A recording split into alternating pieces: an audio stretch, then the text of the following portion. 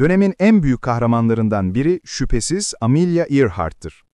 Earhart, 1932'de Atlantik'i uçakla durmaksızın geçen ikinci insan ve ilk kadın olarak tarihteki yerini alır. 1897'de Kansas'ta dünyaya gelen Earhart, çocukluğundan beri kendisine dayatılan kadın rolüne karşı çıkmıştır. Basketbol oynamış, araba tamirciliği kursları almış ve 1921'e geldiğinde ise ilk uçuşunu yapmıştır. Uçmak, Amelia'nın tutkusu olur. Kanarya adını verdiği uçağıyla birçok ilke imza atar. Amerika'yı baştan başa dolaşır, Hawaii'den Amerika ana karasına uçan pilot olur.